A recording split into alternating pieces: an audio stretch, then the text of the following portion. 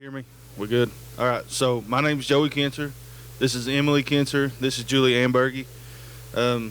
Like she said, we're from Letcher County Central, and our grant is Generation Z Buddy Benches.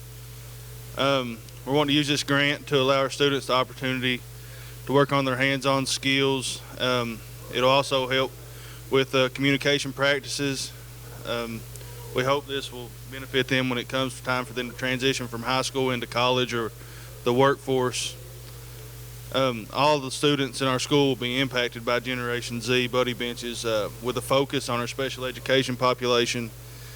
This will reach across the goal of our, the invisible line to improve our school culture, and improve our school culture. So I'm going to let Emily tell you all a little bit about the major focus of Generation Z Buddy Benches.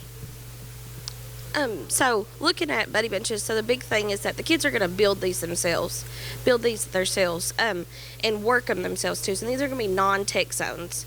So it's going to be a learning curve for our kids that they can't just go sit on them on their phone. Because the idea is that whenever we have these set out, we're going to have them within our school and even outside too.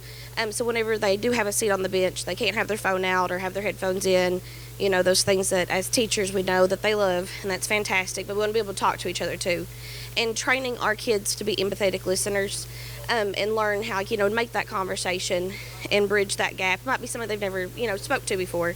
So by having them put the work into building them and implementing them kind of makes it a little bit more of a group effort and really a good buy-in for the school in general. And then pulling that with it, just working on communication skills, critical thinking, higher order thinking, and traditional skills. And we have our VOTEC school as well. And a lot of these skills that they're learning to build the benches, they're learning over there with carpentry, and even we're hoping to get some plaques made and have the rules set up on them and actually posted to the bench itself. So a lot of stuff that they are going to have hands-on commitment with, and have the different levels that they're involved.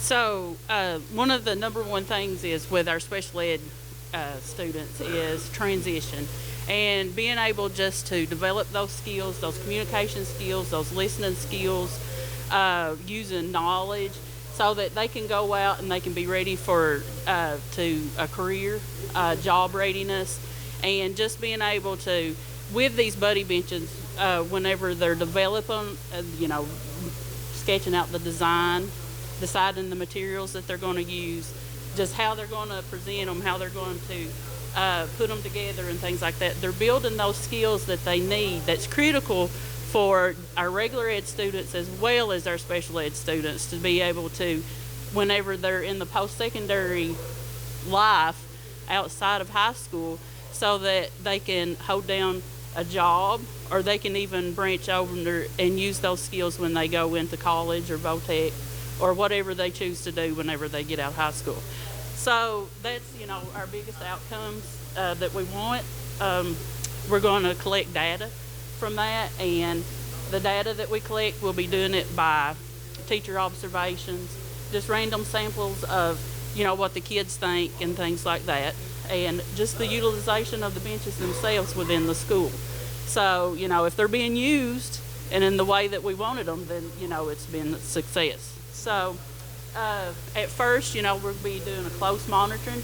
The teachers will be involved in it, but our goal is for that independent practice, them being able to do it by themselves. So that's our ultimate goal.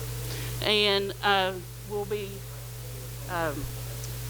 actually documenting it along the way, and we'll have a digital portfolio, and it'll be on Google Classroom and then the district's Scratch Drive as well. So, has anybody got any questions?